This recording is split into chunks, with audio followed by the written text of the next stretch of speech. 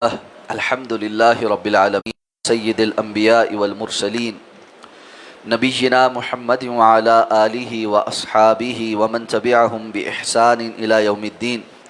الحمد لله الذي هدانا لهذا وما كنا لنهتدي لولا أن هدانا الله. رب اشرح لي صدري ويسر لي أمري واحلل عقدة من لساني يفقه قولي. اللهم انفعنا بما علمتنا وعلمنا ما ينفعنا وزدنا علما. اللہ تعالیٰ کے فضل و احسان سے سورہ الاعراف کی آیت نمبر 186 تک ہمارا سبق مکمل ہو چکا ہے. آیت نمبر 187 اور 188 کی انشاءاللہ آج ہم تلاوت کریں گے. اعوذ باللہ من الشیطان الرجیم.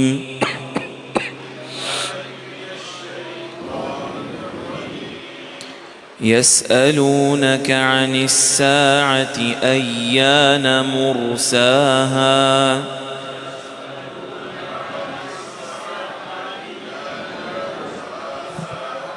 قل إنما علمها عند ربي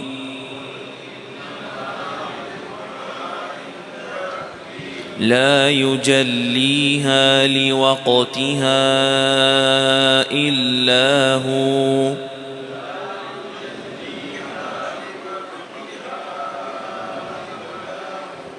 ثقلت في السماوات والأرض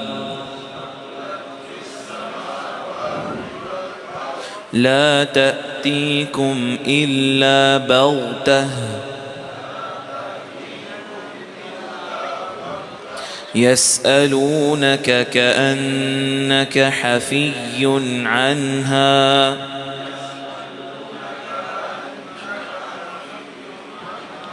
قل إنما علمها عند الله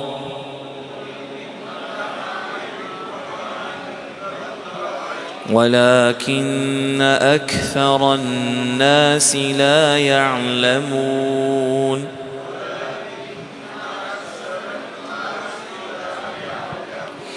قل لا أملك لنفسي نفعا ولا ضرا إلا ما شاء الله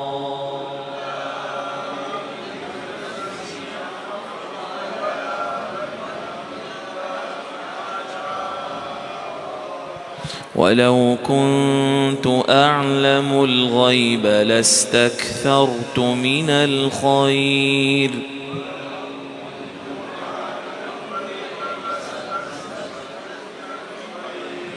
وما مسني السوء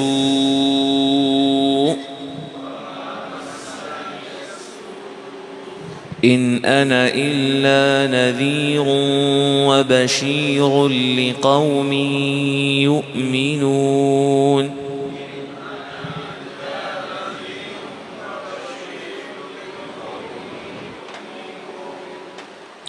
یسألونک عن الساعہ، یہ آپ سے قیامت کے بارے میں پوچھتے ہیں. ایان مرساہا، کہ اس کا قیام کب ہوگا. قل، کہہ دیجئے، انما علمها عند ربی، یقیناً اس کا علم تو میرے رب کے ہاں ہے. لا یجلیہا لوقتہا الا ہو، اسے اس کے وقت پر اس کے سوا کوئی بھی ظاہر نہیں کرے گا. ثقلت فی السماوات والارض، وہ آسمانوں اور زمین پر بہت بھاری ہے. لا تأتیکم الا بغتہ، نہیں آئے گی تمہارے اوپر سوائے اچانک سے. یسألونک، یہ آپ سے سوال کرتے ہیں. کأنک حفی عنہا، کہ جیسے آپ نے اس کے بارے میں بہت تحقیق کر لی ہے. قل، کہہ دیجئے، انما علمها عند اللہ، یقیناً اس کا علم تو صرف اللہ کے پاس ہی ہے. ولیکن اکثر الناس لا یعلمون، لیکن لوگوں کی اکثریت علم نہیں رکھتی. قل، کہہ دیجئے، لا املک لنفسی نفعا، میں تو اپنی جان کے لیے کسی نفع کا مالک نہیں. ولا ضر، اور نہ نقصان کا. الا ما شاء اللہ، سوائے اس کے جو اللہ چاہے. ولو کنت اعلم الغیب، اور اگر میں غیب کا جاننے والا ہوتا، لستکثرت من الخیر، تو میں بہت ساری خیر کو حاصل کر لیتا. وما مسنی السوء، اور مجھے کوئی بھی تکلیف نہ پہنچتی، ان انا الا نذیر و بشیر، اور میں تو نہیں ہوں سوائے ایک ڈرانے والا اور خوشخبری پہنچانے والا، لقوم یؤمنون، ایسی قوم کے لیے جو ایمان لانے والی ہو۔ فرمایا اللہ کے رسول صلی اللہ علیہ وسلم یہ آپ سے قیامت کے بارے میں سوال کرتے، مشرکین کے کچھ اعتراضات یا کچھ چیزوں کا رد ہو رہا ہے، تو اس میں اب قیامت کا تذکرہ۔ تو فرمایا یہ آپ سے آ کر کہتے ہیں جی اچھا آپ جو کہتے ہیں کہ قیامت وقوع پذیر ہوگی اور اللہ تعالیٰ سب چیزوں کو ملیا میٹ کر دے گا اور اس کے بعد دوبارہ سب کو اٹھائے گا، تو پہلے تو ہم یہ مانتے ہی نہیں۔ قرآن میں جا بجا انہوں نے اس کا انکار کیا اور کہا کہ جب ہم بوسیدہ ہو جائیں گے، ہڈیاں بھی گل سڑ جائیں گی، اور ہمارے باپ دادے جو مر گئے مٹی ہو گئے، کیا وہ سب بھی اٹھائے جائیں؟ اپنی بات میں وزن پیدا کرنے کے لیے آ کر کہتے اچھا اگر یہ واقعتاً ہونا ہے تو یہ قیامت کس دن وقوع پذیر ہوگی؟ اللہ تعالیٰ نے قرآن مجید میں جا بجا اس کا یہی جواب دیا ہے، اور وہ جواب کیا ہے؟ قل انما علمها عند ربی لا یجلیها لوقتها الا هو، آپ کہہ دیجئے کہ یقیناً اس کا علم تو صرف میرے رب کے پاس ہے، اور وہ اس کو ظاہر کرنے والا کوئی اور نہیں ہوگا سوائے اس کے جب اس کا وقت آئے گا۔ اللہ تعالیٰ نے قیامت کی تاریخ اور اس کا سن کسی پر ظاہر نہیں کیا، ہاں کتاب و سنت میں اس کی علامات بیان ہوئی اور کیسے وہ وقوع پذیر ہوگی اس کی کچھ منظر کشی کی ہے، لیکن یہ کہ متعین کر کے کہ فلاں تاریخ کو فلاں سن میں قیامت آ جائے گی، اللہ تعالیٰ نے یہ کسی کو نہیں بتلایا، انبیاء میں سے بھی کسی کو نہیں بتایا، فرشتوں میں سے بھی کسی کو نہیں بتایا، اور یہ بات صرف اپنے پاس علم غیب میں رکھی ہے کہ اس نے اس دنیا کے نظام کو کس وقت سمیٹ دینا ہے اور لپیٹ دینا ہے۔ فرمایا ثقلت فی السماوات والارض، لیکن قیامت کا وقوع پذیر ہونا آسمانوں اور زمین پر بڑا بھاری ہو۔ ظاہر بات ہے جب آسمان لپیٹے جائیں گے اور زمین برابر کر دی جائے گی اور پہاڑ ریزہ ریزہ ہو جائیں گے اور تمام کی تمام مخلوقات موت سے ہمکنار ہو جائیں گی، اللہ کے سوا کوئی بھی باقی نہیں بچے گا۔ کل من علیہا فان ویبقى وجہ ربک ذو الجلال والاکرام، تو اب ایسے میں یہ کوئی آسان کام تو نہیں ہوگا کہ یہ اتنے مزے سے سوال کر رہے ہیں کہ کب ہوگا، یہ تو بڑا بھاری دن ہوگا۔ جتنی بڑی تباہی ہے اور جتنا بھاری دن ہے اس کے لیے تو انسان کو لرزہ لگ جانا چاہیے، اور اس کی تیاری اور اس کی احوال کے حوالے سے انسان کو اپنے اعمال کی طرف پریشانی لاحق ہونی چاہیے، بجائے اس کے کہ وہ یہ سمجھیں کہ یہ بڑا بھاری دن ہوگا، وہ آ کر تمسخر کے طور پہ آپ سے پوچھتے ہیں یہ کب ہوگا کب ہوگا۔ تو آپ صلی اللہ علیہ وسلم کے زبانی کہلوایا گا یسألونک کأنک حفی عنہا، آپ سے تو آ کر اس طرح پوچھتے ہیں جیسے آپ نے اس کے بارے بڑی تحقیق کر کے کوئی دن متعین کر لیا ہو کہ ہاں یہ دن ہے جس دن قیامت واقع ہوگی۔ حفی کہتے ہیں کسی بندے کا کسی چیز کے بارے میں قرید کر لینا، بڑی تحقیق کر لینا۔ اس سے ایک بات اور بھی پتہ چلتی کہ اس وقت ہمارے معاشرے میں بھی کچھ ماضی قریب میں ایسے علماء گزرے جن کو غلطی لگی اور انہوں نے دعوے کر دیے کہ جی فلاں سن میں قیامت قائم ہو جائے گی، 2012 میں قیامت قائم ہو جائے گی۔ 2012 کب کا گزر گیا، 12 سال ہو گئے۔ اسی طرح آج بھی کچھ لوگوں کو یہ ہوتا ہے جی یہ نشانی بس یہ اگلے سال میں یہ ہوگا، اس سے 2 سالوں میں یہ ہوگا، اس سے 3 سالوں میں یہ ہوگا، اور اس کے بعد بس قیامت قائم ہو جائے گی۔ یہ جو معاملہ ہے اللہ تعالیٰ نے فرمایا آپ سے آ کر سوال تو ایسے کرتے جیسے آپ نے بڑی تحقیق کی ہے اس بارے میں، گویا اللہ نے اس معاملے کی تحقیق کا بھی بطلان کر دیا ہے کہ کوئی بندہ اس کی قرید کر کے تحقیق کر کے جمع تفریق کر کے نہیں بتا سکتا کہ اللہ نے قیامت کو کب قائم کرنا ہے۔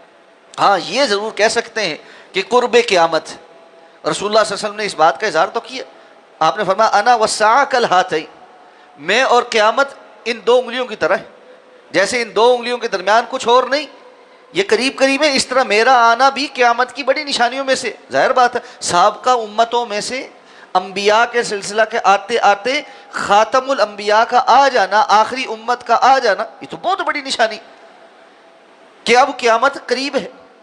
اسی طرح آپ صلی اللہ علیہ وسلم نے اور بہت سی نشانیاں بیان کی ہیں، علماء نے صغیرہ نشانیاں 100 سے زیادہ کتاب و سنت سے بیان کی ہیں، اور وہ صغیرہ تقریباً ساری پوری، اور جو کبیرہ بڑی نشانیاں ہیں ان میں سے بھی کچھ پوری ہیں اور کچھ باقی ہیں۔ تو جیسے جیسے یہ نشانیاں ظہور پذیر ہوں گی، بندہ یہ کہہ سکتا ہے کہ قیامت قریب ہے، لیکن متعین کر دینا کہ میری تحقیق یہ ہے اور اب ایسے ہونے والا ہے، تو یہ غلط بات ہے۔ تو فرمایا قل انما علمها عند اللہ، پھر تکرار کے ساتھ کہ اس کا علم تو صرف اللہ کے پاس ہے، ولکن اکثر الناس لا يعلمون، لیکن لوگوں کی اکثریت علم نہیں رکھتی، جہالت پر ہے۔ اس جہالت کے دو معنی ہو سکتے ہیں، ایک تو اگر کوئی دعویٰ کرتا ہے کہ مجھے پتہ ہے تو وہ جاہل، دوسرا یہ کہ لوگ جہالت میں پڑے ہوئے ہیں کہ باوجود اس کے کہ اللہ رب العزت نے بتلا دیا ہے کہ ایسا قریب ہے، اقتربت الساعہ، قیامت قریب آ گئی، اور لوگ غفلت میں پڑے ہوئے ہیں۔ تو اس لیے یہ جہالت بمعنی غفلت بھی ہے کہ لوگ جو ہے غافل پڑے ہوئے ہیں، بجائے اس کے کہ وہ اس کی تیاری کریں، وہ ان بحثوں میں پڑے ہوئے ہیں، کب ہوگی، تاریخ کیا ہے، سن کون سا ہے، فلاں ہے۔ اس سے کیا مطلب ہے کہ قیامت کس تاریخ کو کس سن کو ہوگی؟ جس بندے کی موت واقع ہوگی اس کی تو قیامت ہو گئی، وہ اگر ہزاروں سال پہلے مرا تھا، بعد میں دنیا میں کیا ہوتا رہا اس کو اس سے کیا لگے؟ میں اور آپ آج فوت ہو جائیں اور اس کے 10,000 سال تک دنیا قائم رہے، ہمارے لیے کیا ہے؟ ہمارے لیے تو موت ایک قیامت ہے۔ اس لیے انسان کو عمل کی طرف توجہ دینی چاہیے۔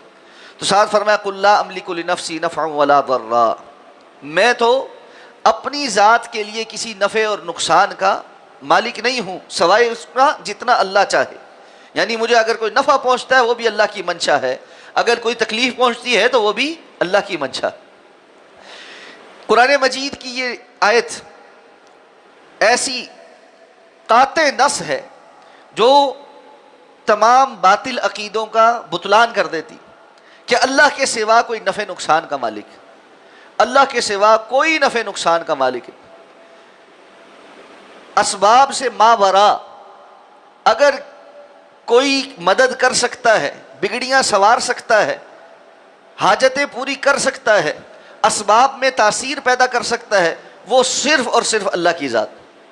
اللہ کے علاوہ جب رسول اللہ صلی اللہ علیہ وسلم اپنی ذات کے لیے بھی کسی نفع اور نقصان کے مالک نہیں ہیں، تو امت میں سے کون ہی کسی ایسے مرتبے پہ آ سکتا ہے جو دوسروں کے لیے نفع نقصان کا مالک بن جائے؟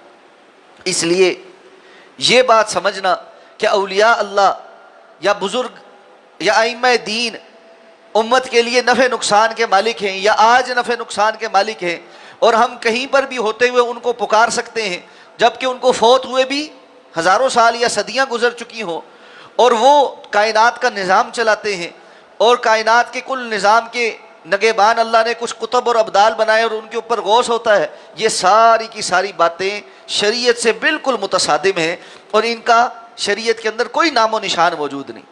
جب ہم یہ بات کہتے ہیں تو کہتے ہیں ہاں بالکل آپ ٹھیک کہتے ہیں، یہ شریعت کا مسئلہ نہیں ہے، یہ طریقت کا مسئلہ ہے۔ شریعت اور ہوتی ہے اور طریقت اور ہوتی ہے۔ اب یہ شریعت تو ہمیں پتہ ہے کیسے نازل ہوئی ہے، طریقت کا ماں باپ بھی کوئی نہیں اور اس کا پتہ بھی کوئی نہیں کہ وہ کہاں سے نازل ہوئی اور کس کی طرف سے نازل ہوئی۔ تو شریعت تو اللہ کی طرف سے نازل کرتا ہے، طریقت نام کا متوازی دین اللہ کی طرف سے تو نازل نہیں ہوا۔ جو چیز اللہ کی طرف سے منزل نہ ہو اس کو دین کی حیثیت یا ثواب کی حیثیت میں اختیار کرنا، یہ سوائے شیطان کے وسوسے کے اور کچھ نہیں۔ اس لیے اللہ رب العزت نے ہمیں شریعت کا پابند بنایا ہے، کتاب اللہ اور سنت رسول اللہ کا پابند بنایا، اس کے علاوہ کسی چیز کا پابند نہیں بنا۔ تو ہر چیز کو کتاب و سنت کے میزان میں تولا جائے، اگر وہ وہاں سے دلیل لے کر آئے تو اس کو مانا جائے، وہاں سے دلیل نہیں تو وہ چیز کہنے والے نے کتنے ہی خوبصورت پیرائے میں کہی ہو اور اس کے کہنے والے کتنے ہی زیادہ کیوں نہ ہو اور بظاہر وہ جتنے ہی بڑے جبہ اور دستار والے کیوں نہ ہو، ان کی بات تسلیم نہیں کی جا سکتی۔ اس لیے اللہ رب العزت نے فرمایا ہے کہ رسول اللہ صلی اللہ علیہ وسلم آپ خود کہیے کہ میں تو اپنی ذات کے لیے بھی نفع نقصان کا مالک نہیں ہوں، الا ما شاء اللہ، صرف وہ ہوتا ہے جو اللہ چاہتا۔ آپ صلی اللہ علیہ وسلم کے سامنے کہا ایک بندے نے کہ ما شاء اللہ وشئت، وہ ہوتا ہے جو اللہ چاہتے ہیں اور جو آپ چاہتے ہیں۔ آپ نے فرمایا یہ مت کہو، ماشاء اللہ وہ ہوتا ہے جو اللہ چاہتا ہے، اس کے سوا کسی اور کے چاہنے سے کچھ نہیں ہوتا۔ اس لیے فرمایا وَلَوْ كُنْتُ عَالَمُ الْغَيْبِ، اور اگر میں غیب کا علم رکھتا کہ قیامت کب ہوگی یا جو کچھ ہونے والا ہے مستقبل میں وہ کیسے ہوگا، جس طرح ہمارے بعض بھائیوں کو غلطی لگ گئی ہے اور انہوں نے یہ تصور کیا ہے کہ شان رسالت اور منصب نبوت کا تقاضا یہ ہے کہ ہم یہ کہیں کہ رسول اللہ صلی اللہ علیہ وسلم غیب دان تھے، اور آپ کو ما کان و ما یکون کا علم دے دیا گیا تھا۔ وہ کہتے ہیں ہم یہ نہیں کہتے کہ اللہ کے رسول صلی اللہ علیہ وسلم علم الغیب پر مطلع ہیں تو وہ علم الغیب اللہ کے علم والا جیسا غیب علم غیب ہے، بلکہ ہم یہ کہتے ہیں کہ علم غیب تو اللہ کا علم ہے، اللہ نے اس پر آپ صلی اللہ علیہ وسلم کو مطلع کر دیا۔ اللہ تعالیٰ تو قرآن مجید میں کہتے ہیں کہ اللہ کے رسول آپ کہیے لا اعلم الغیب ولو کنت اعلم الغیب لاستکثرت من الخیر، میں تو غیب کا علم نہیں جانتا، اگر جانتا ہوتا تو میں ساری خیر سمیٹ لیتا۔ یہ کہتے ہیں کہ اللہ نے مطلع کر دیا، اور ساتھ میں دلیل کیا دیتے ہیں الا من ارتضی من رسول، سوائے اللہ نے غیب کا علم پر کسی کو مطلع نہیں کیا سوائے جس رسول پر وہ راضی ہوا۔ یہاں اس کا معنی کیا ہے کہ جتنا اللہ نے چاہا غیبی چیزوں میں سے انبیاء کو بتلا دیا، تو ہاں اللہ تعالیٰ نے غیبی امور میں سے بعض امور پر انبیاء کو اور خاص طور پہ رسول اللہ صلی اللہ علیہ وسلم کو مطلع کیا۔ جیسے اللہ تعالیٰ نے رسول اللہ صلی اللہ علیہ وسلم کو جنت دکھائی، جہنم دکھائی، باقی ساری امت کے لیے جنت جہنم غیب ہے، رسول اللہ صلی اللہ علیہ وسلم کو آنکھوں سے دکھائی، آپ صلی اللہ علیہ وسلم کو اس کی سیر کروائی گئی۔ اسی طرح فرشتے ہمارے لیے غیب ہیں، رسول اللہ صلی اللہ علیہ وسلم کو دکھلائے۔ اللہ کے رسول نے فرمایا میں نے جبریل امین کو دیکھا، وہ افق پر چھائے ہوئے تھے اور ان کے 600 سے زیادہ پر تھے، اللہ رب العزت نے ان کو دکھلایا۔ اسی طرح اللہ کے رسول صلی اللہ علیہ وسلم کو واقعہ معراج پر آسمانوں کی سیر کروائی گئی، ہمارے لیے وہ آسمان غیب ہیں، اللہ کے رسول صلی اللہ علیہ وسلم کو دکھلائے گئے۔ لیکن یہ وہ باتیں ہیں جن پر اللہ کے رسول صلی اللہ علیہ وسلم کو مطلع کیا گیا، اس کی وجہ سے رسول اللہ صلی اللہ علیہ وسلم عالم ما کان و ما یکون نہیں ہو گئے کہ جو کچھ تھا وہ سب بھی آپ کے علم میں آ گیا ہو، اور جو کچھ آگے مستقبل میں ہونے والا ہے وہ سب بھی آپ کے علم میں آ گیا ہو۔ اس لیے جب کبھی بھی آ کر آپ سے کوئی مسئلہ پوچھا جاتا جس مسئلے پر ابھی وحی نہیں نازل ہوتی تھی، تو اللہ کے رسول صلی اللہ علیہ وسلم کیا کہتے؟ میں وحی میں اس بارے میں کچھ نہیں پاتا جس کے بارے میں تمہیں بتاؤں۔ قد سمع اللہ قول التی تجادلک فی زوجہا وتشتکی الی اللہ واللہ یسمع تحاورکما، حضرت خولہ آ کر اللہ کے رسول صلی اللہ علیہ وسلم سے بحث کر رہی ہیں زہار کے متعلق، اور اللہ کے رسول بار بار ان کو کہہ رہے ہیں میں وحی الہی میں تمہارے اس مسئلے کے بارے میں کچھ اپنے پاس نہیں پاتا، اور وہ بحث کر رہی ہیں اللہ کے رسول میں نے اس بندے کے ساتھ ساری زندگی بتا دی، میری ہڈیاں گل گئی، میرا خون ختم ہو گیا، جوانی ڈھل گئی، اب یہ اس موقع پہ آ کر میرے ساتھ زہار کرتا ہے، میں کہاں جاؤں گی؟ اس وقت تک اللہ کے رسول صلی اللہ علیہ وسلم نے زہار کے متعلق کچھ نہیں فرمایا جب تک کہ سورہ مجادلہ کی اگلی آیات جو زہار سے متعلق ہے وہ نازل نہ ہو گئی۔ اگر اللہ کے رسول کو غیب سارا پتہ تھا تو آپ کیوں خاموش تھے؟ والعیاذ باللہ آپ اس کے ساتھ غلط بیانی کر رہے تھے کہ مجھے کچھ نہیں پتہ اس معاملے میں ابھی تک، جبکہ آپ ما یکون کو جانتے ہیں، ما کان کو جانتے ہیں۔ اللہ کے رسول صلی اللہ علیہ وسلم کے متعلق یہاں فرمایا لستکثرت من الخیر، میں ساری خیر سمیٹ لیتا۔ صحابہ کرام کے لیے آپ صلی اللہ علیہ وسلم ساری خیر سمیٹ لیتے، جنگوں میں اترنے کی کیا ضرورت تھی؟ آپ پہلے ہی بتا دیتے کہ ایسے ہوگا، ہم ایسے کرتے ہیں اور اس کے مقابل دشمن ایسے کرے گا تو ہم ایسے کریں گے۔ اور اسی طرح وما مسنی السوء، مجھے کسی قسم کی کوئی تکلیف نہ پہنچتی۔ سب سے زیادہ تکلیف رسول اللہ صلی اللہ علیہ وسلم کو طائف کے سفر میں ہوئی۔ اگر آپ صلی اللہ علیہ وسلم کو غیب کا علم تھا تو آپ طائف کے سفر میں وہ ساری تکلیف برداشت کرتے۔ اور اسی طرح ام المؤمنین حضرت عائشہ صدیقہ رضی اللہ تعالیٰ عنہ پر تہمت لگی، 1 ماہ رسول اللہ صلی اللہ علیہ وسلم سخت ذہنی اذیت اور کرب کا شکار رہے۔ ہم نے وہ واقعہ پورے تفصیل سے سورہ نور کی خطبات میں پڑھا ہے، کس قدر گمبھیر صورتحال ہو گئی، لیکن رسول اللہ صلی اللہ علیہ وسلم کو نہیں پتا تھا کہ کیا صورتحال ہے۔ ام المؤمنین حضرت عائشہ صدیقہ کے پاس آ رہے اور آ کر کہتے ہیں کہ انسان سے غلطی ہو جاتی ہے، اگر کوئی تم سے غلطی ہو گئی ہے تو اللہ سے معافی مانگو۔ یہ دیکھیں یہ کتنی بڑی بات ہے۔ اور جواباً ام المؤمنین حضرت عائشہ صدیقہ رضی اللہ تعالیٰ عنہ فرماتی ہیں کہ میں نے اللہ کے رسول کو کہا کہ یہ باتیں لوگوں نے اتنی کثرت سے کر دی ہیں اور ذہنوں میں ایسے بیٹھ گئی ہیں کہ اگر میں کہوں کہ میں نے یہ نہیں کیا تو میرا یقین کوئی نہیں کرے گا، اور اگر میں کہوں کہ میں نے ایسا کیا جبکہ میں نے نہیں کیا، تو سارے مان لیں گے کہ ہاں یہ صحیح کہہ رہی، اور میں اپنا معاملہ اللہ پر چھوڑتی ہوں۔ اور ماں جی فرماتی ہے مجھے یہ تھا کہ اللہ کے رسول صلی اللہ علیہ وسلم پر اللہ تعالیٰ فرشتے کے ذریعے آپ کو بتلا دیں گے کہ ایسا کچھ نہیں ہے، مجھے یہ نہیں تھا کہ میری برات میں قرآن مجید کی آیات نازل ہو جائیں گی۔ تو اللہ کے رسول کو نہیں پتا تھا۔ وما مسنی السوء، اگر مجھے غیب کا علم ہوتا تو مجھے کوئی تکلیف نہ پہنچتی۔ ان انا الا نذیر وبشیر لقوم یؤمنون، میرا مقام اور مرتبہ کیا ہے؟ میں کچھ نہیں ہوں سوائے خوشخبریاں دینے والا، ڈرانے والا اور خوشخبری دینے والا اللہ کی طرف سے ایمان لانے والی قوم کے لیے۔ یعنی تم جو چاہتے ہو کہ میرے منصب میں عیب نکالو کہ اس کو غیب نہیں پتہ، اس کو فلاں نہیں پتہ، تو اس قسم کا کوئی دعویٰ میں نے کیا بھی نہیں۔ میرا منصب تو یہ ہے کہ میں اللہ کی طرف سے ڈرانے والا اور خوشخبری دینے والا، اللہ کے عذاب سے ڈرانے والا، اللہ کی رحمت سے خوشخبری دلانے والا، اور ایمان کی طرف دعوت دیتا ہوں۔ دوسری جگہ اللہ تعالیٰ نے فرمایا انما انا بشر مثلکم یوحی الی انما الہکم الہ واحد، میرا منصب تو یہ ہے، مجھ پر وحی آتی ہے اور وہ وحی یہ کہتی ہے کہ اللہ کے سوا کوئی معبود برحق نہیں۔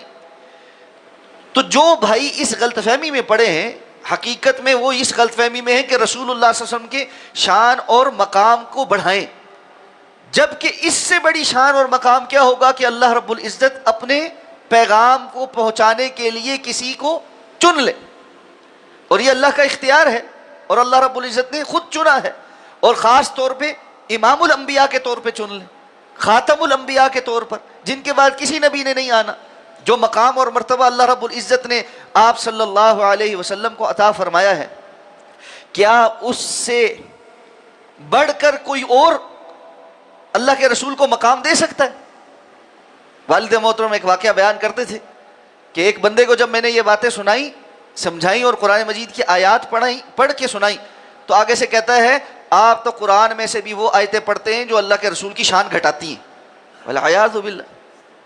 یعنی قرآن میں ایسی آیتیں موجود ہیں جو نعوذ باللہ اللہ کے رسول کی شان گھٹاتی ہیں۔ ہمارا مسئلہ کیا ہے؟ ہم پہلے اپنا عقیدہ بنا لیتے ہیں، اپنا نظریہ گھڑ لیتے ہیں، اور اس کے بعد قرآن مجید کو تروڑ مروڑ کر اپنے نظریے اور عقیدے کے مطابق پیش کرنے کی کوشش کرتے ہیں۔ یہ نہیں کہ اپنے عقیدے کی اصلاح قرآن کی صورت میں کریں، ہم قرآن کی نعوذ باللہ اصلاح کرنا چاہتے ہیں، ہم نعوذ باللہ اللہ کی اصلاح کرنا چاہتے ہیں کہ اللہ رب العزت نے جو اللہ کے رسول کو مقام دیا ہے وہ کم ہے، ہم ذرا اپنی طرف سے کچھ اضافی دیں گے۔ یہ بہت بڑا گناہ ہے۔ اس لیے امام الانبیاء نے اپنی امت کو اس بات سے خبردار کیا تھا۔ آپ نے فرمایا میری شان کے متعلق غلوف نہ کرنا، جیسے یہود و نصارہ نے اپنے انبیاء کے متعلق غلوف کی، اور یہود نے حضرت عزیر کو اللہ کا بیٹا کہا، اور عیسائیوں نے حضرت عیسیٰ علیہ السلام کو اللہ کا بیٹا کہا۔ یہود کا عزیر علیہ السلام کو اللہ کا بیٹا کہنا، عیسائیوں کا حضرت عیسیٰ علیہ السلام کا اللہ کا بیٹا کہنا، ان کی شان بڑھانے کے لیے یہ ہے۔ ہمارا ایمان ہے کہ یہ کفری عقیدہ ہے، اور جو اس عقیدے پر ہے وہ اللہ کے ساتھ شریک بھی بنا رہا ہے، اور اللہ تعالیٰ اس پر سخت غصے ہیں۔ اور یہاں ہم اللہ کے رسول صلی اللہ علیہ وسلم کی شان بڑھاتے بڑھاتے اللہ کی ذات کا ہی حصہ بنا دیں، اللہ کی صفات میں ان کو شریک کر دیں، تو ہمارے اوپر کوئی فرق نہیں پڑتا۔ اس لیے انسان کو ڈرنا چاہیے، عقیدہ وہ بنائیں جو کتاب و سنت میں اللہ اور اللہ کے رسول نے بتلایا ہے، اور وہی انسان کی نجات کا ذریعہ ہے۔ تو اللہ کے رسول صلی اللہ علیہ وسلم کو اللہ نے ڈرانے والا اور خوشخبریاں بتانے والا بنا کر بھیجا، کس کے لیے؟ لقوم یؤمنون، ایمان لانے والی قوم کے لیے، ایمان لانے والے کے لیے۔ تو ہم دیکھو ایمان لانا چاہیے، جتنا بتلایا گیا اس کے اوپر، نہ کہ اس سے آگے متجاوز ہو کے اپنی مرضی کی باتیں گھڑنی چاہیے۔ اللہ ہمیں سمجھ کر عمل کرنے کی توفیق عطا فرمائے۔ سبحانک اللہم و بحمدک، نشہد ان لا الہ الا انت، نستغفرک و نتوب۔